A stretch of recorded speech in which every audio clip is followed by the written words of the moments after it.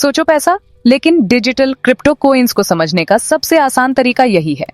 असली सिक्कों या नोटों की बजाय क्रिप्टो कोइंस ऑनलाइन टोकन की तरह होते हैं। ये टोकन वैल्यू रखते हैं, बिल्कुल हमारे रुपए, डॉलर या यूरो की तरह। आप इनसे चीजें खरीद और बेच सकते हैं जैसे आप आम पैसे से करते हैं। फर्क बस इतना है कि क्रिप्टो कोइंस किसी सरकार या बैंक के कंट्रोल में नहीं होते। ये ब्लॉकचेन नाम की टेक्नोलॉजी पर चलते हैं। इससे ये डिसेंट्रलाइज्ड हो जाते हैं और दुनिया भर के लोगों के लिए ज्यादा एक्सेसिबल।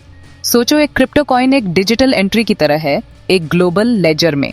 ये लेजर हर ट्रांजैक्शन रिकॉर्ड करता है, जिससे ट्रांसपेरेंसी और सिक्योरिटी बनी रहती है। जहां आम पैसा सेंट्रल अथॉरिटीज पर डिपेंड करता है, वहीं क्रिप्टो कॉइन्स लोगों को अपने पैसों पर सीधा कंट्रोल देते हैं। क्रिप्टो कॉइन्स की सबसे रेवोल्यूशनरी बात उनका डिसेंट्रलाइज्ड होना है।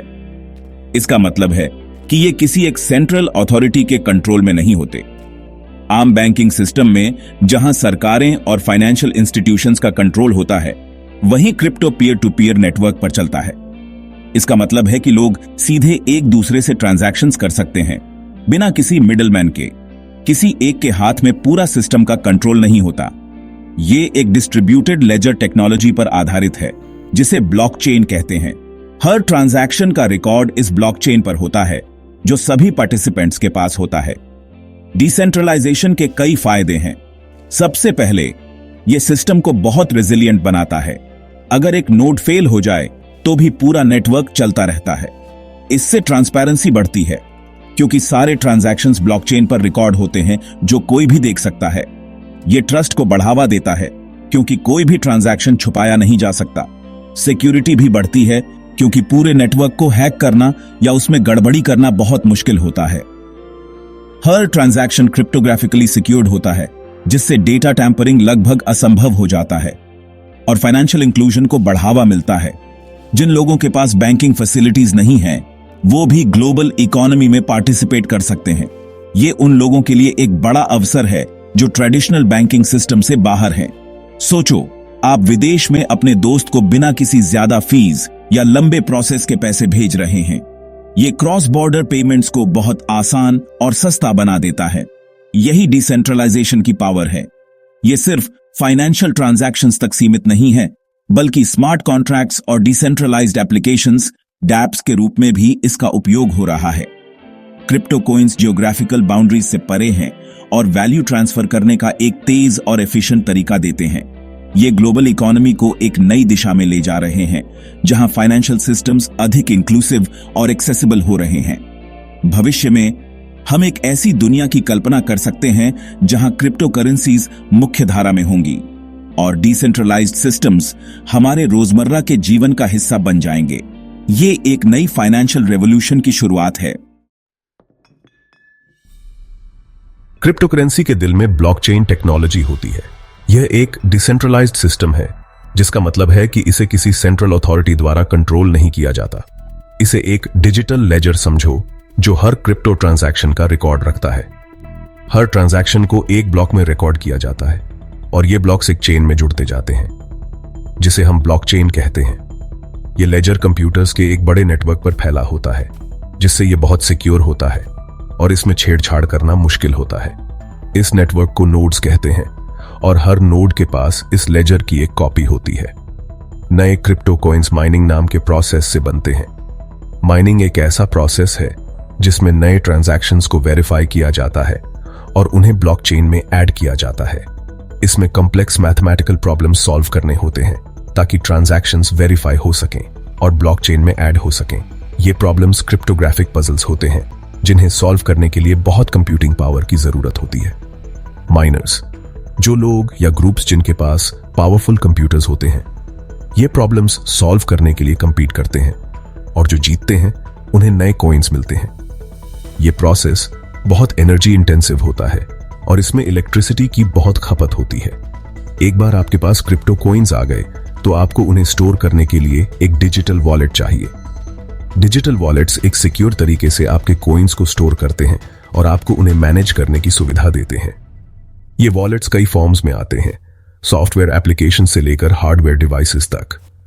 सॉफ्टवेयर वॉलेट्स आपके कंप्यूटर या स्मार्टफोन पर इंस्टॉल होते हैं, जबकि हार्डवेयर वॉलेट्स फिजिकल डिवाइसेस होते हैं जो आपके कॉइन्स को ऑफलाइन स्टोर करते हैं।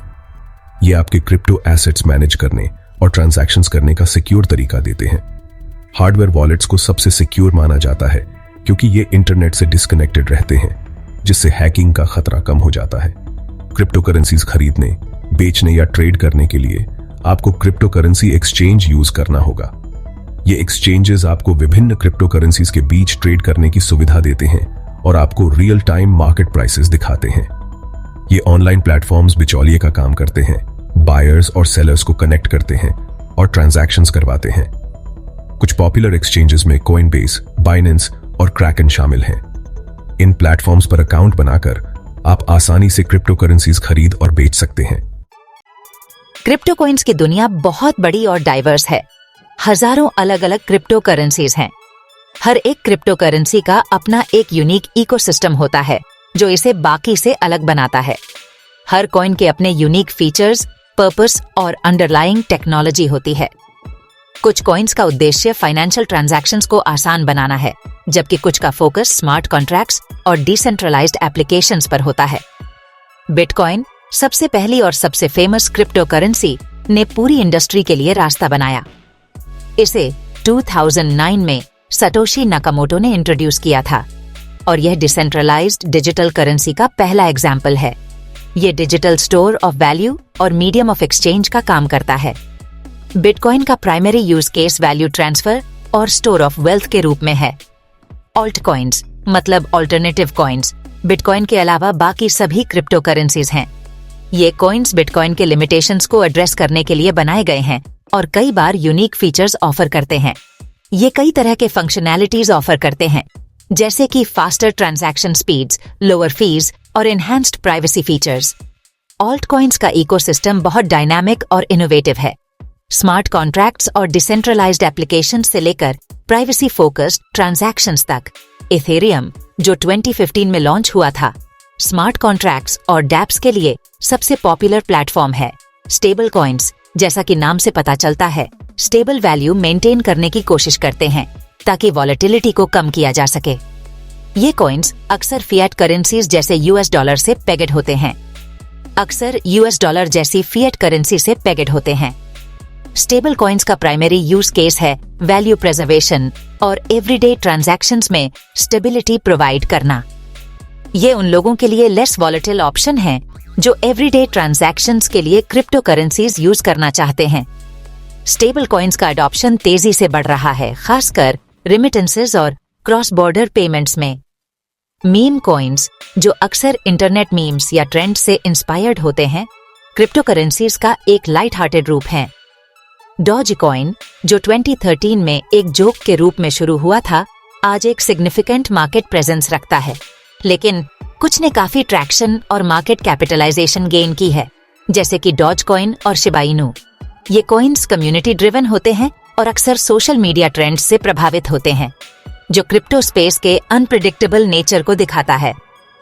क्रिप्टो करेंसी मार्केट बहुत वॉलेटिल है और इसमें हाई रिस्क और हाई रिवॉर्ड दोनों शामिल हैं। इसलिए इसमें इन्वेस्ट करने से पहले थोरो रिसर्च और रिस्क मैनेजमेंट स्ट्रेटजीज